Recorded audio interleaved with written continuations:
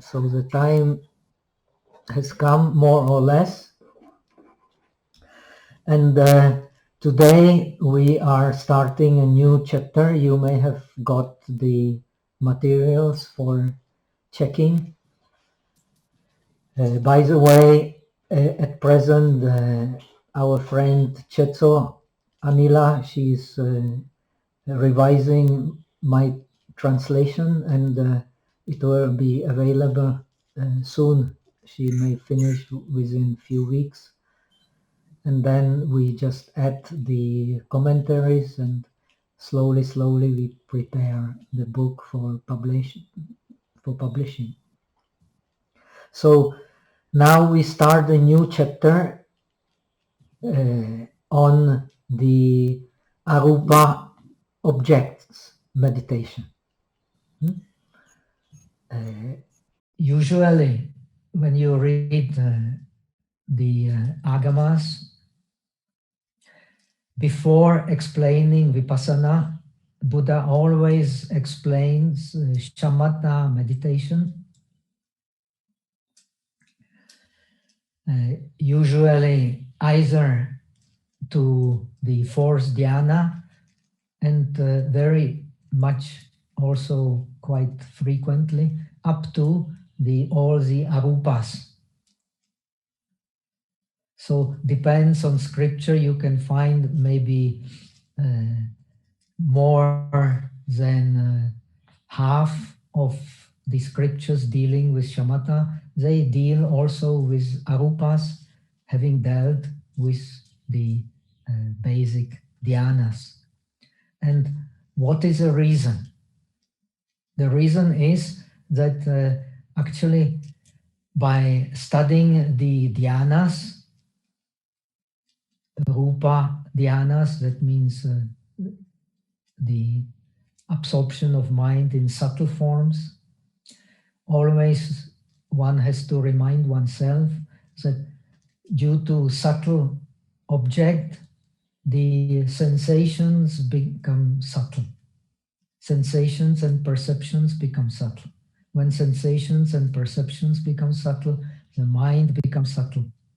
And the mind is the measure of the phenomenon.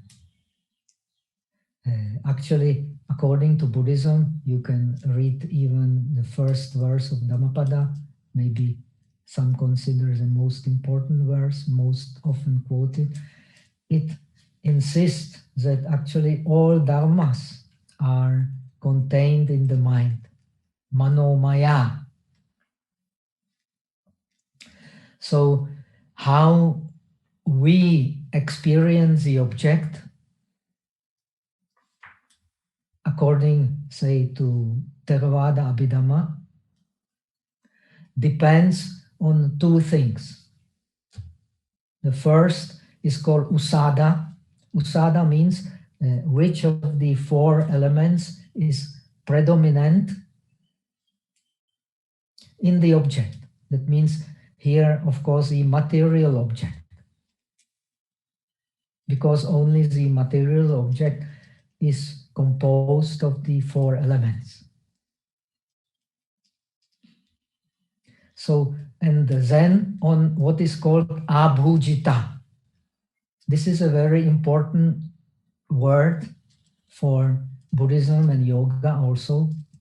Actually, in Theravada Abhidhamma, the whole mind processes, mental mind processes and the processes of the five senses, they are based on the idea of abhujita. Abhujita means how the mind bends. The root bhuj has to do with bending, experiencing, enjoying. All these meanings are there in the Sanskrit root of bhuj. But the main meaning, the root meaning, is actually to bend. So we not only experience the object from the due to predominance of the four elements, coolness, heat, and so on, which is reflected also in the experience of the senses, like color, like sounds, like taste, like smell. They all derived from the four elements according to Buddhism. So we have all the connotations of form based on the four elements. And how we experience the form does not depend on whether it is cool or whether it is hot or whether it is round or whether it is square and so on. It also depends on how we bend the mind to the object. This is very important. So, as we have seen before, now coming to the Arupa meditations, Kumarajiva has mentioned meditation on the pure. You can change the impure to pure, and you can change the pure again to impure. Depends on your abhujita, on how you bend the mind to the object.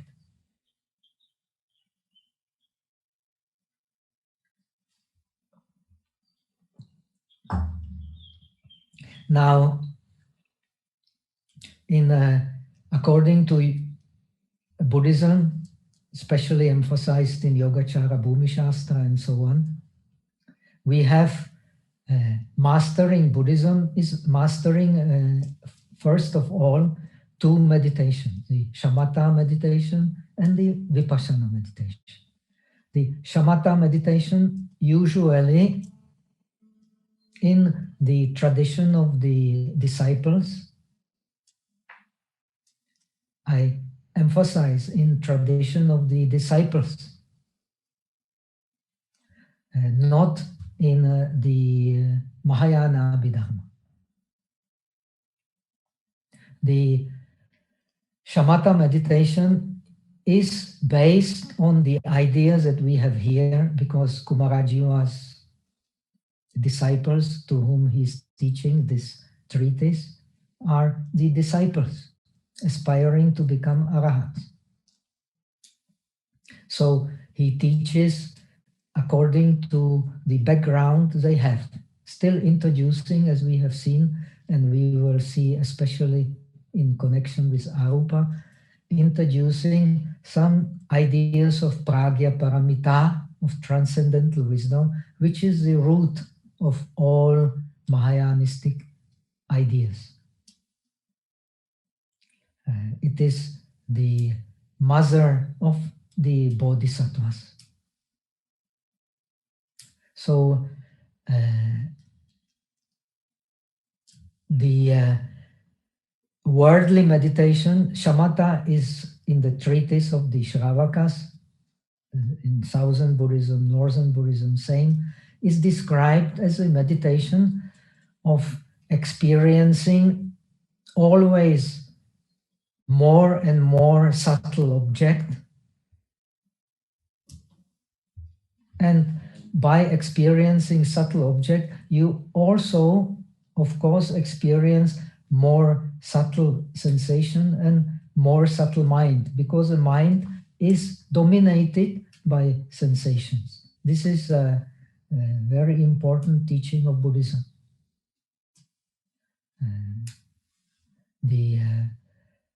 That what worldly mind distinguishes is according to sensations, according to whether it is inclined to like the object or dislike the object, or not, neither like nor dislike.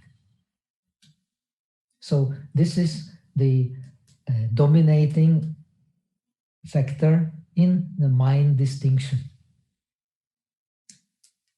So the worldly meditation, laukika bhavana, is, according to the scriptures of the Shravakas, is the meditation of experiencing more and more subtle object, more and more subtle sensations, and more subtle mind. And it is done by process of becoming disillusioned or disenchanted or disgusted, however we translate the Sanskrit term nirveda, by more gross objects. We will find it also here in Kumarajiva. The process of being disenchanted by gross object and by disenchantment, then attaining the more subtle objects, is the process of laukika bhavana, of the mundane meditation.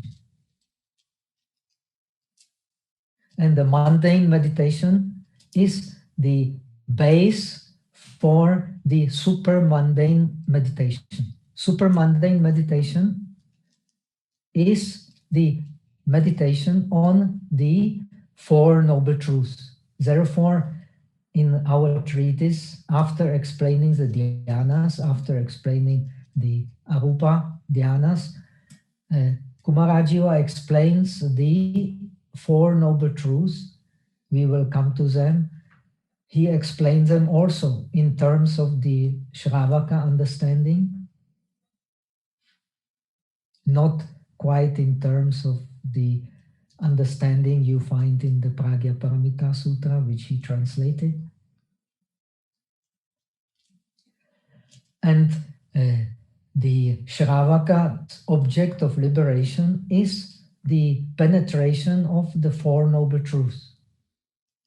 According to Yogacara Bhumi Shastra, as far as Pratyeka Buddha is concerned, his object of realization is the penetration of the dependent origination, pratitya samutpada. And the object of the realization of the bodhisattvas is the dharmakaya or tathata or bhutakoti, many synonyms of this non-dualistic concept of emptiness. Now, the meditation of the Shravakas and also of the Pratyeka Buddhas is based on differentiation. Differentiation is described in the scriptures of the Shravakas. Differentiation is described as panya. Panya, as Visuddhimagga clearly explains, is like detailed differentiation, which enables then breakthrough. The breakthrough means a thorough understanding of the object. What is the object? The worldly reality, of course. This is a peculiarity of Buddhism. We can only penetrate the supermundane reality when we have penetrated the worldly reality. This is the most important emphasis of Buddhism. We cannot generally start with the highest reality, but we can use the highest reality in Mahayana to understand the relative reality.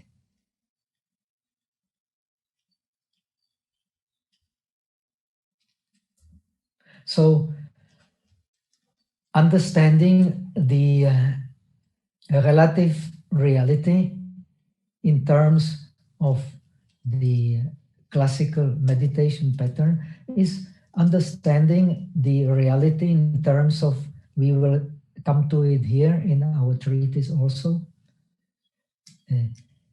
when Kumarajiva speaks of the meditation on the Four Noble Truths, he introduces also the idea of the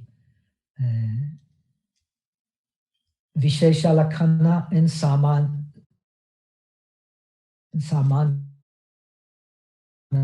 Lakhana, the understanding reality in common characteristics being impermanence,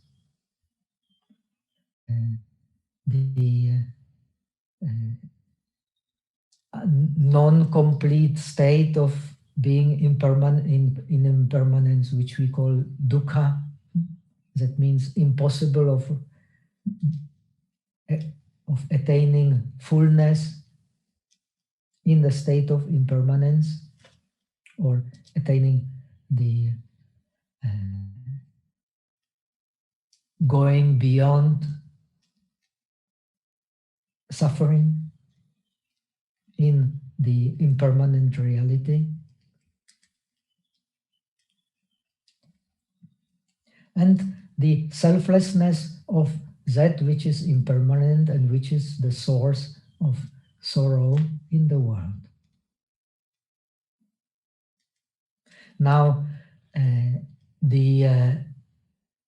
meditation of the bodhisattvas, you add to this all this that is impermanent, that is dukkha, that is anatta.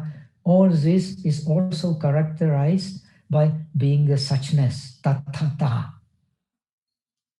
If we want to understand better the Kumarajiva's approach, he uses the approach of the Shravakas, but he also, from the back door, he introduces the concept of tathata. The tathata being the true reality in impermanence, and also true reality in the ultimate reality. Just like anatta. Anatta is the ultimate reality in impermanence, and also ultimate reality in that which is beyond impermanence, in nirvana or in liberation, or however you call it. So instead of anatta, we have the concept of tathata, being the one ultimate reality. But anatta and tathata, what is their relation? We should understand this very clearly to understand the Kumarajiva's approach in introducing also tathata into the meditation on the arupas. He joins shamatha together with vipassana. This is done in northern tradition. Southern tradition more inclined to keep the differentiation. Shamatha is shamatha, vipassana is vipassana. Northern tradition from early times, already in Vibhasha you find Abhidharmakosa, has a tendency to join shamatha and vipassana together. We have talked about it already. And it does it by means of explaining the four foundations of mindfulness, which are also based for shamatha and for vipassana as well.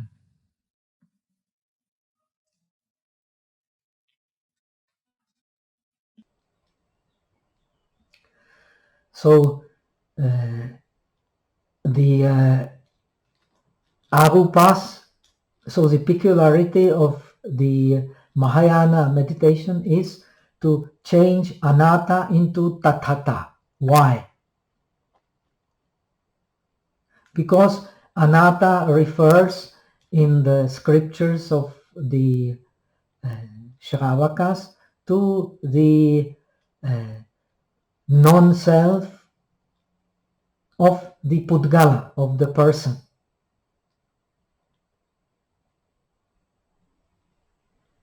The tathata refers to the non-self of the person, but especially emphasizes the non-self not only of the person, but of all the dharmas, of all the phenomena of our experience, mundane, supermundane, all without exception.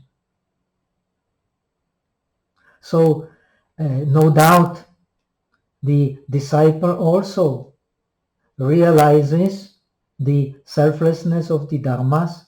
It is clearly taught even in the agamas, but according to the Mahayana teachers, especially according to the Pragya Paramita, it is not complete.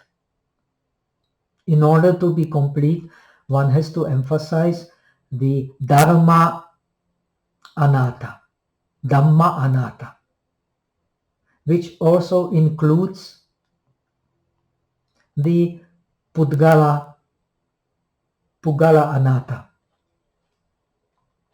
But the Pudgala Anatta, according to the scriptures of the teachers of Mahayana, does not necessarily include the Dharma Anatma. So now we have classical explanation of Kumarajiva of the Rupa Dhyanas and Arupa Dhyanas, but he adds to it, especially in this passage that we are starting now, passage dealing with the Arupa objects, he adds to it more emphatically than in the meditations on Rupa, he adds to this the idea of meditation on Tathata. So let us see how. According to the Abhidharma treatise like Sutra Alamkara and so on, the meditation on shamatha is the contemplation of tathata and direct experience of tathata. The vipassana meditation is the meditation on the citta matrata. This is the Vijnanavadin view.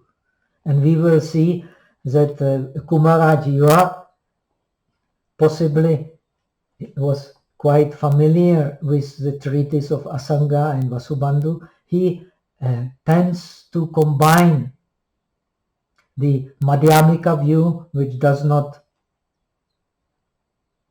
allow any self-existent nature whatsoever, with the self-existent nature of mind or tathata of mind, because self-existent nature, according to Mahayana, is only one, the self-existent nature of the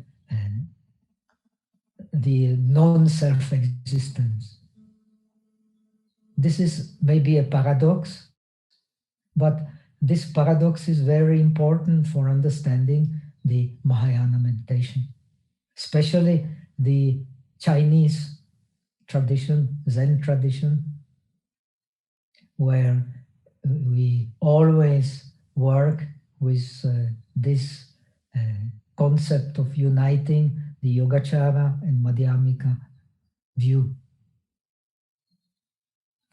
It is so clearly expressed in many koans, kumans, and so on.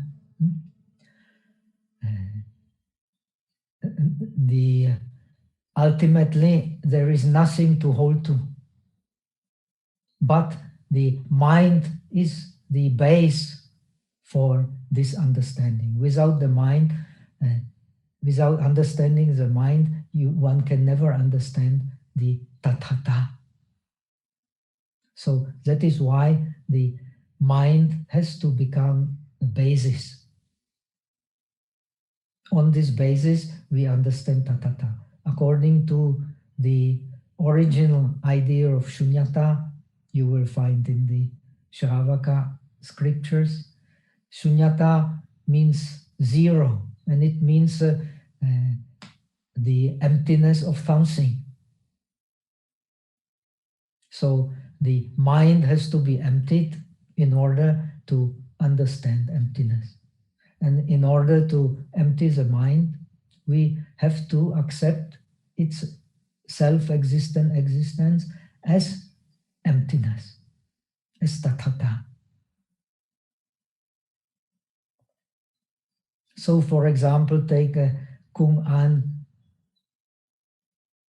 very famous Kung An in Chinese tradition of Mazu, the great Mazu from Baofeng monastery.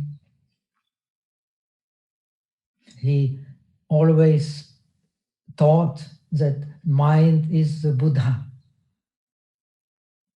And the disciple comes to him and asks why this mind is a Buddha. And Matsu replies, to stop the child from crying. And the disciple continues to ask, and what if the child stops crying? No mind, no Buddha. So, what, according to the principle of tathata, according to the Mahayanistic approach to meditation, whatever real object you hold in mind, that very object is an illusory object. The real simply cannot exist. Because if there is something real, there is a possibility to hold. And the essence of the transcendental philosophy is that the reality is aprapya, anabhilapya. It is unreachable and it is unthinkable. In that which is unreachable and unthinkable, if you hold any object as being real, that very idea of an object being real is nothing but ignorance. It is the real perversion of the mind. Because a mind is functioning as a mind because it is free in its innate nature, it is free from holding.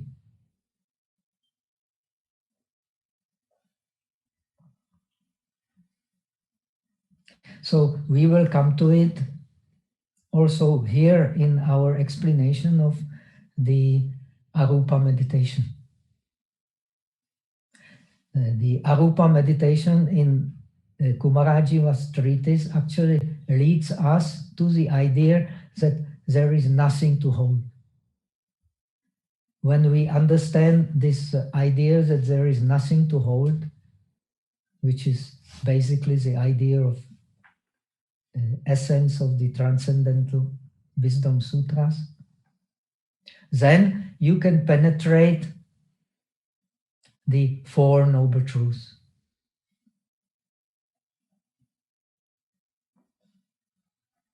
Why? Because precisely the penetration of the Four Noble Truths reveals the supermundane realities in nirvana, and nirvana is nirvana because there is nothing to hold to.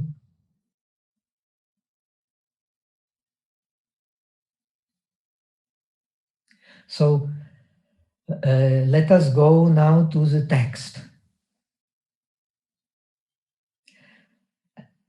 Now, in each and every passage of this text, you will find a preliminary meditation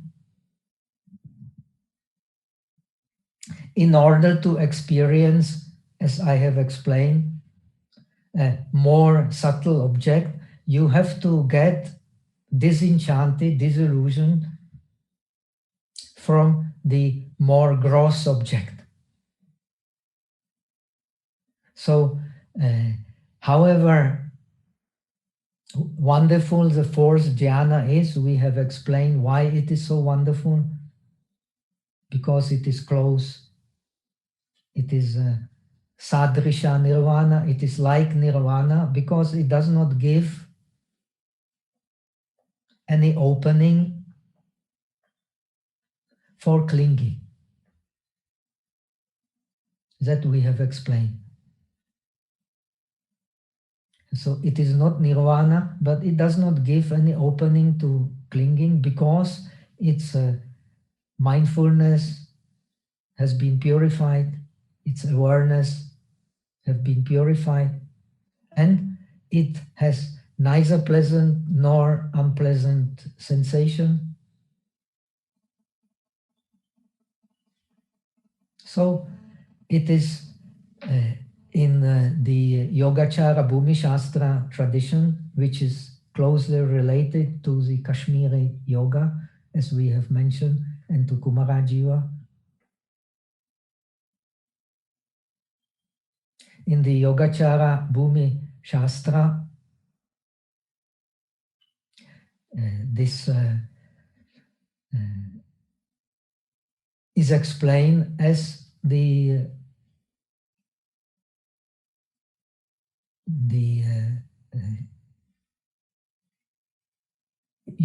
can, the worldly meditation is the meditation of always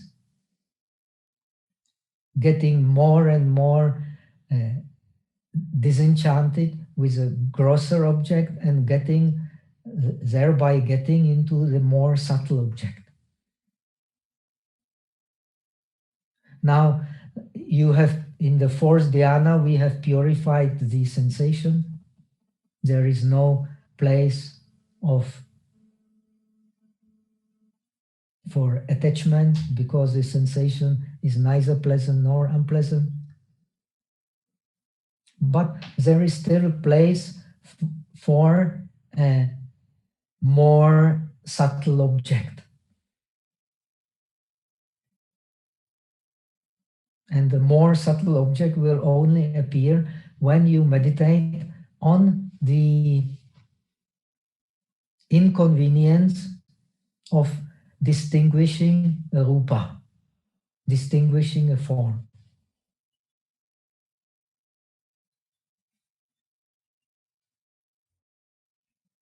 So the text explained that the rupa is endowed with all kinds of suffering, the pain of being whipped, beaten, cut, killed, or injured, the suffering of hunger, cold, old age, and disease, etc.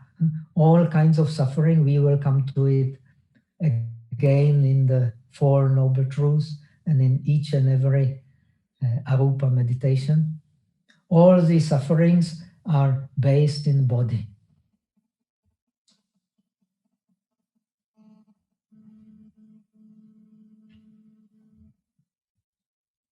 So we suffer basically because our mind is linked to the body. We will see in Abhidharmakosa, there are two explanations of the arupa meditation. According to the standard explanation, there is no rupa in the arupas. But you will find in Abhidharmakosa a very great discussion, and Kumarajiva seems to be very much aware of this discussion, that actually in arupa there must be rupa. It is impossible that there is no rupa in arupa. And they call this rupa, in arupa they call it acha rupa, which means transparent rupa. Rupa that you cannot hold and that mingles with the mind. This is also very important, this concept, for understanding the tantric meditations. So, in other words, because the mind, from mind comes the nama rupa, vijnana pachaya nama rupa. So there must be also a rupa in the mind.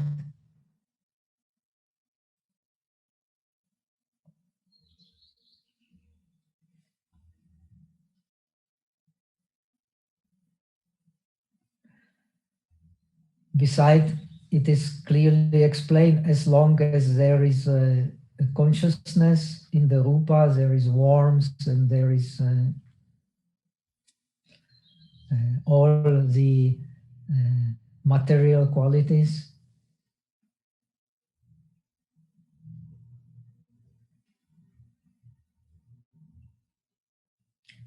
When the consciousness leaves the rupa, then no more warmth, no more prana, so no more life, no more organic life. And the arupa is also a form of organic life.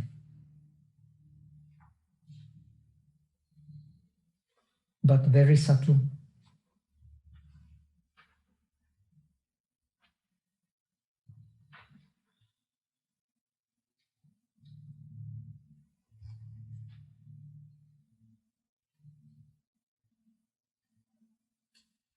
So in a Buddhist tradition, it is common. You can check like Asutawa Sutta of Samyutta Nikaya and so on. The Putujana, the common man, cannot start meditating on the selflessness of nama because he has been considering as the self from the time without beginning. He has to start with contemplation of the rupa, because that is most obvious. For understanding the rupa, he can then also understanding impermanence of the rupa, understanding the suffering of the rupa, he can then get an insight into the mind attached to the rupa as being also suffering, as being also impermanence.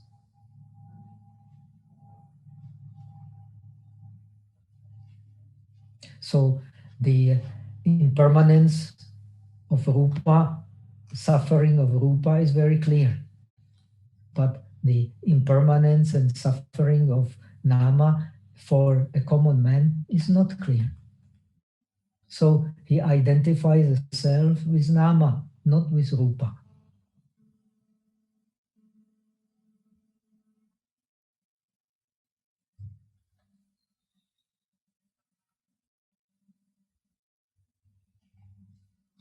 Now, so we get into the meditation on arupas by getting disgusted with rupa, with distinction of any form.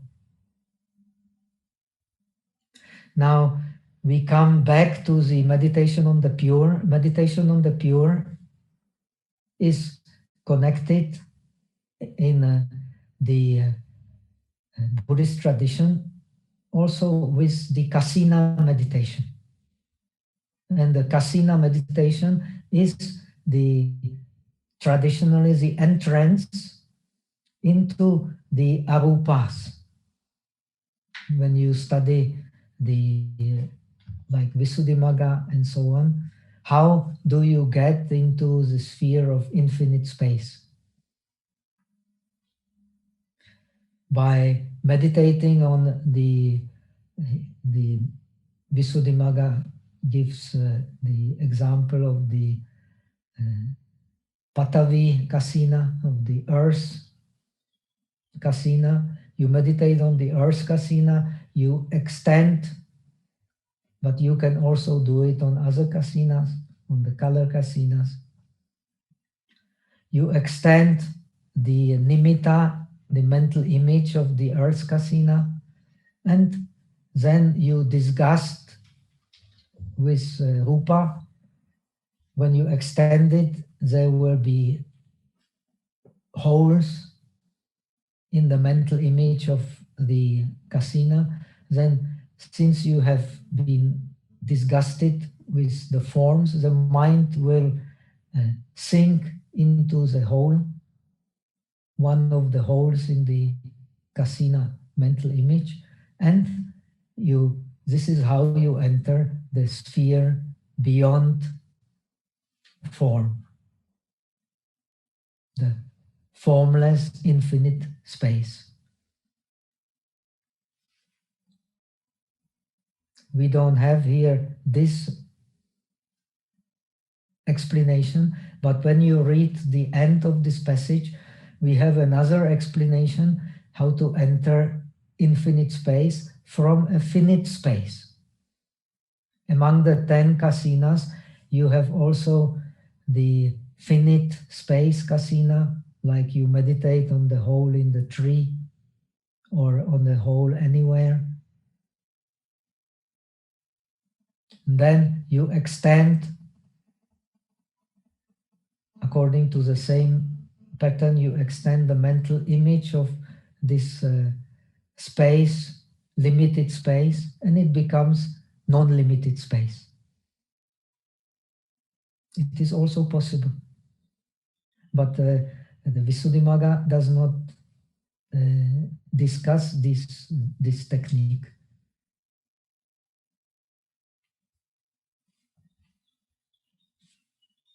Okay, so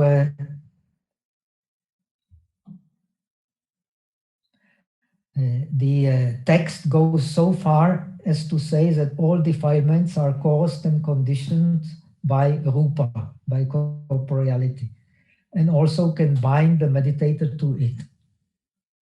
The destruction of defilements is called abandoning of corporeality. So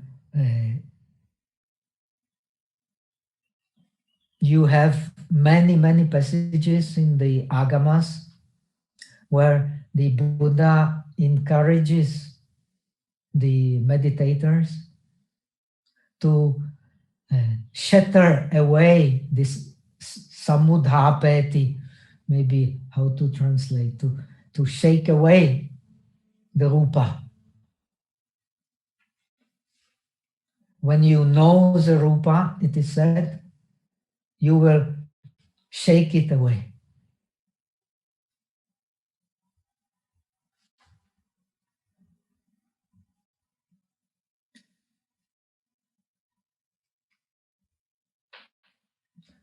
It is also explained that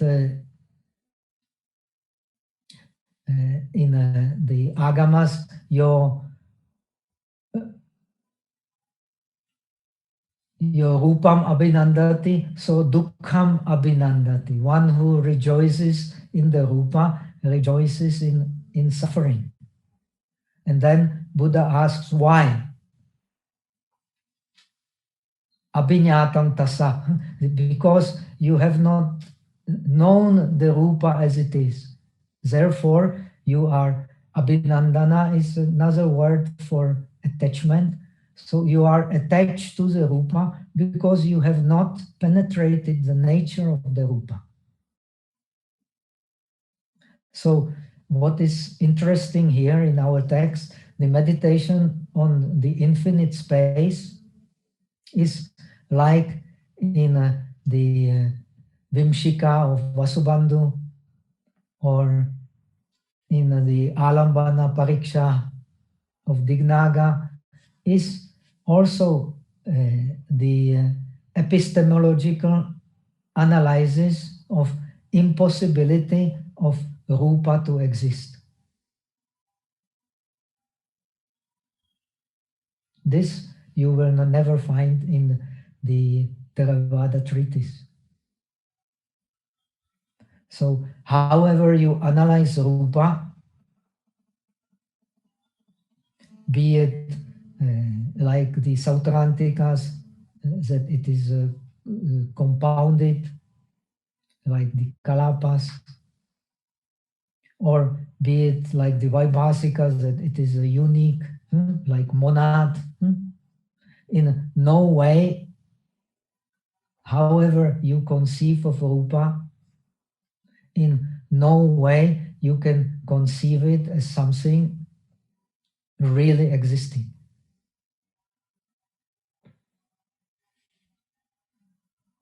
So the breaking of rupa and entering the sphere of infinite space is here connected with vipassana, with understanding the illogicality of holding any form of rupa as existing.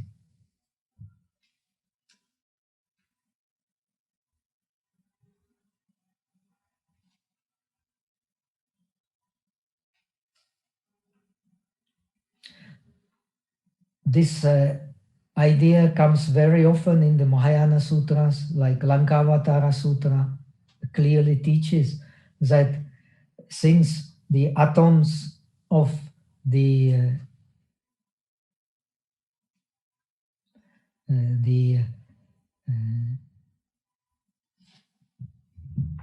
earth and the earth are neither same nor different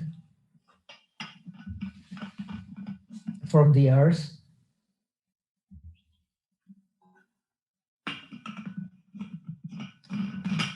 so breaking the earth into atoms is like seeing a second moon.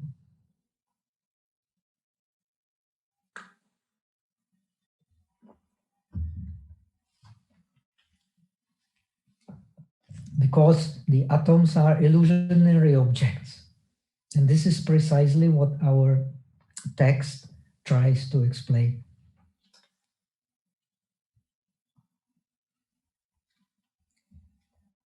One has to, you have this idea in the Agamas also, Asivisa Sutta, explain that the four elements, they are like four poisonous snakes.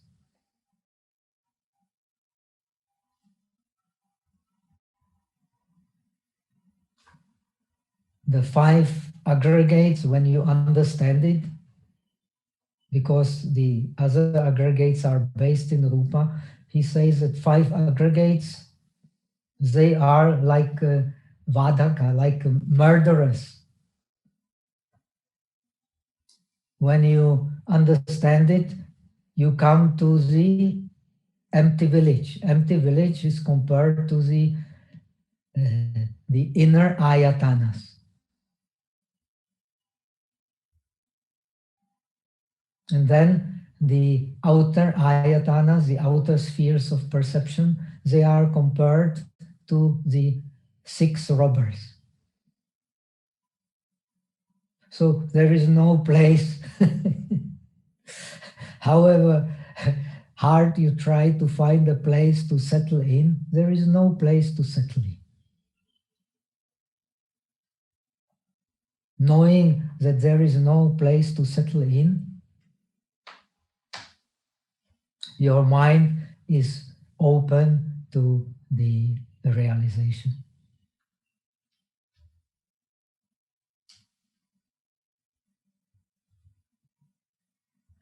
So our text explained that actually these atoms, same like these pasada rupas, due to which I can see and ear can hear, all these are not object of the five senses. They are objects of the manovijnana. They are vikalpas, using the Abhidharmakosa, or here Sautrantika. Kumarajiva, no doubt, was connected to this Sautrantika tradition. And so, according to the Sautrantika tradition, actually the manovijnana, what manovijnana sees are just vikalpas. Three kinds of vikalpas according to Abhidharmakosa. Svabhava vikalpa, the imagination of the self nature. Anumana vikalpa,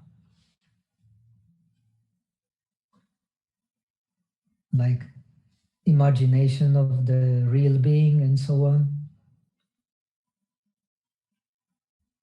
And the smarana vikalpa, the vikalpa differentiation based on memory. It is not there, it is just in mind.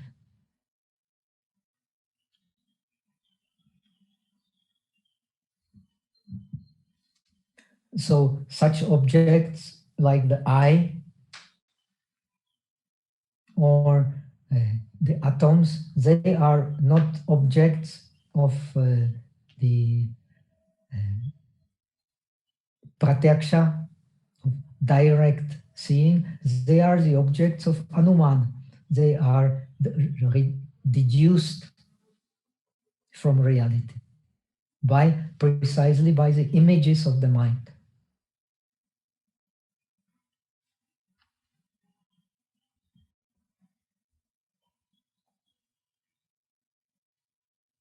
So we can see here how Kumarajiva connects the meditation on rupa with vipassana. And vipassana in the northern tradition is not only vipassana on the paramatas, so-called paramatas, worldly paramatas, like hardness of the earth or reception of the object being Vedana and so on.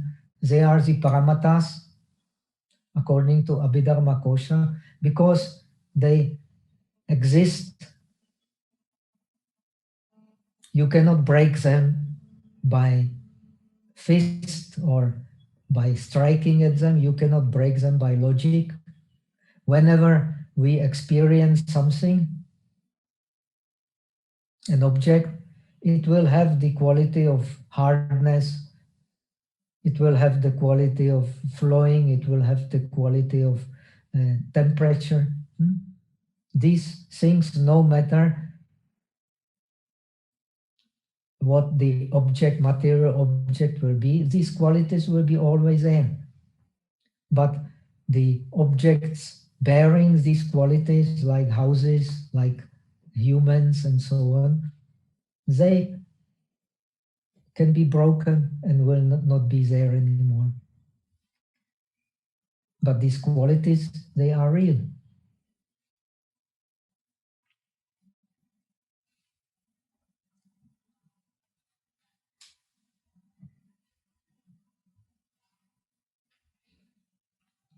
According to Vibhashika, you can, in order that there is a cognition, there has to be a real object. Without a real object, no cognition. But according to Sautrantika, according to Mahayana, even partially according to Theravada also, you can have valid, you can have cognition on a non-existing object.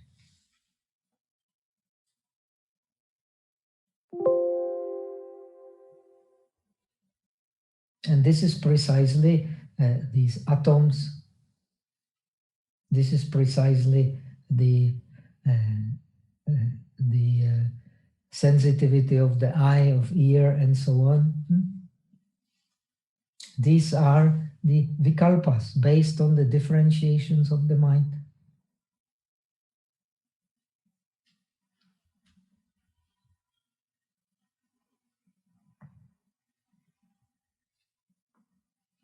So, of course, from this idea, it is a very easy step to get the Vigyapti Matrata idea, as Ghanavyuha Sutra says, since there is no object, all is just mind.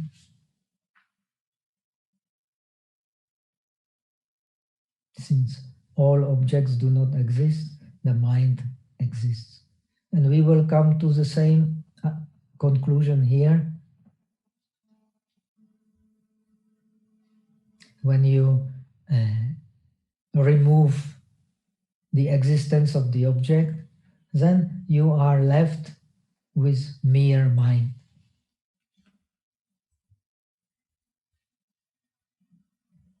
And mind contains everything.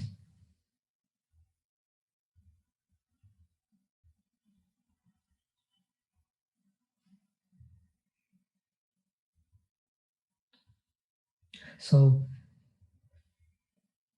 objects, by definition, as the Mahayana Sutras never stop emphasizing, objects by definition cannot have own nature. And Kumarajiva clearly here also shares this view.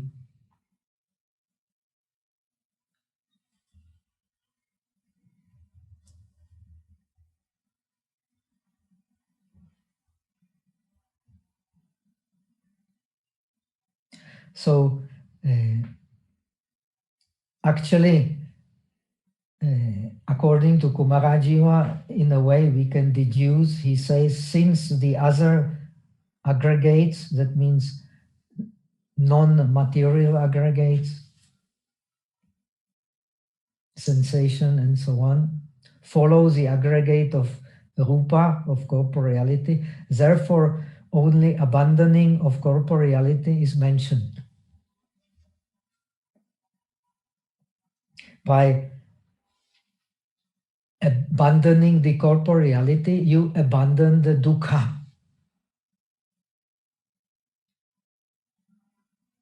It is also clearly explained in the, like in Rohita Sutta. There is a Rohita is a devata which wants to attain the end of the universe. Like we are trying nowadays to understand the end of the universe.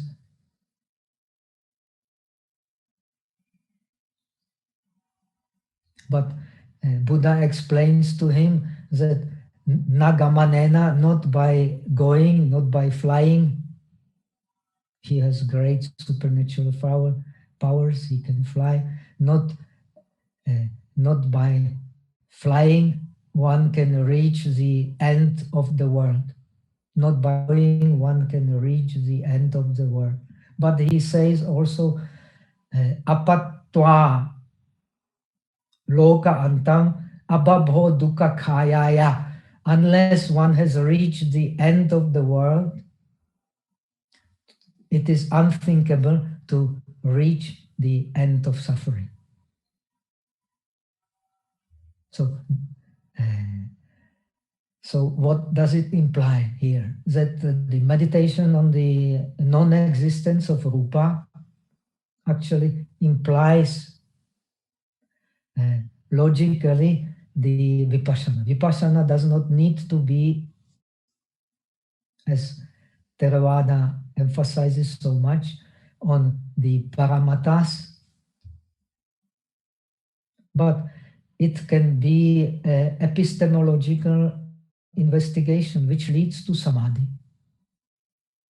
That is why in the tradition of in the northern tradition, especially the Tibetan tradition, which has preserved much better the close link to the Indian logic and tradition of logic. This the dialectics and epistemology is so important. It is the in fact the inseparable from vipassana. Correct differentiation is based on breaking, as here we have in our text, with breaking all the ideas of a real object, inside, outside.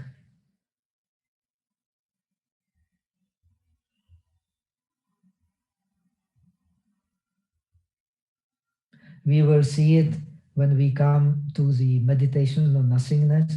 This kinchana means raga. You will find this is not nothing new in Buddhism. Something means raga. Something means attachment. So we have meditation on the rupa to get rid of raga on the rupa. Then we have meditation on the mind to get rid of the idea of real mind, self-existent mind. Then we have because how do you get, we will come to it next week, how do you get into meditation on infinite mind? By turning attention from the infinite space to the mind which observes the infinite space. And you are in infinite mind. This is the vipassana. The nature of the mind depends on the nature of the object.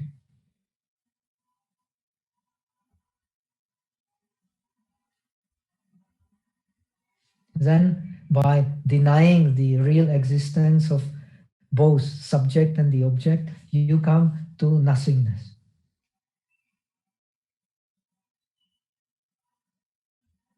And nothingness is still not the most subtle object.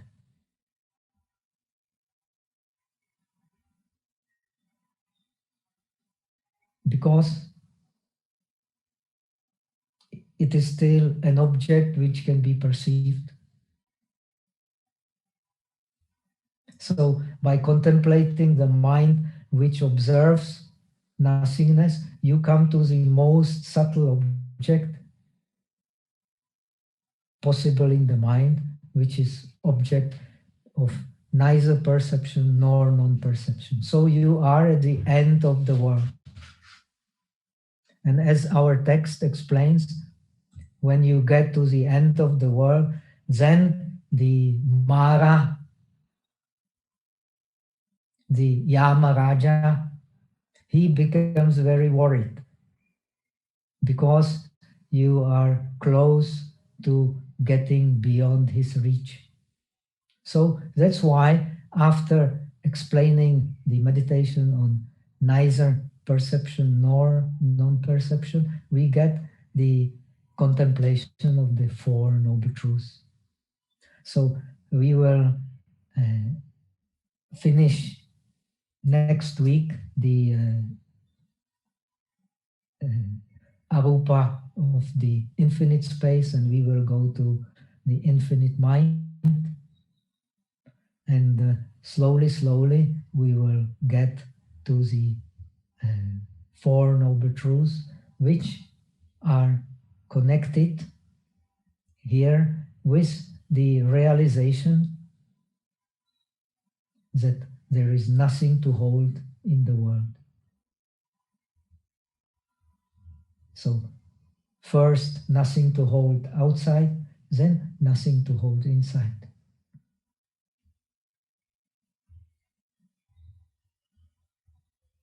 Then one can get direct insight into the aprapya, into the anabhilapya, into the ungraspable nature of reality. So this is another approach to meditation, which does not at all, as we see in our text, does not at all deny in any way the traditional approach, but what Kumarajiva is trying to do is to complement the two approaches into one whole. And let us see how he tries to do it in the next week's sessions. Okay, that much for today. I see we have surpassed our time limit, and we will continue next week. Okay. Are there any questions? If anyone has any question, they can unmute themselves and ask.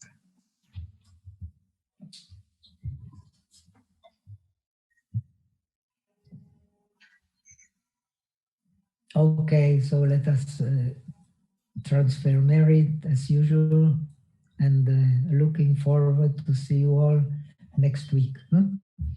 Okay? Yes. Chetso also not any question. She's Hello, Bhante. I'm not able to formulate too many questions today, but I will think about what you gave. Thank you so much. Thank you. okay. So thank you. I have more terminological questions, which I'll work out with you later. Thank you so much. And what time do we meet for the translation work? So this week it's a little bit difficult, and then next week my mother has surgery. So probably, how about Monday, Bhante? Okay. It's Monday. okay? Yeah. Very good. Thank you. Monday, 4 o'clock your time, or 3:30? 3:30, okay. Huh? Very good. Okay, very good. Thank you. Thank you, Bhante. See you on Monday. Very good. Let us do the transference of merit. I will mark it that with Monday. Okay. Thank you so much, Bhante. Monday, 3:30. Okay. Yes, that's good. Thank you so much. Eta vata chamehi sambhatam punya sampadam sabbe deva anumodantu sabha sampati siddhya. Eta vata chamehi sambhatam punya sampadam sabbe bhuta anumodantu sabha sampati siddhya. Eta vata chamehi sambhatam punya sampadam sabbe satta anumodantu sabha sampati siddhya. Aka satta chabumatha deva naga mahidika punyantang anumoditva chiramarakantu lokasasana. Aka satta chabumatha deva naga mahidika punyantang anumoditva chiramarakantu desana. Aka satta chabumatha deva naga mahidika punyantang anumoditva chiramarakantu tumampana. Devo vasatu kalena sasa sampati hotucha pito bhavatu lokocha raja bhavatu dhammiko. Sadhu, sadhu, sadhu. So that much for today. Thank you, Bhante.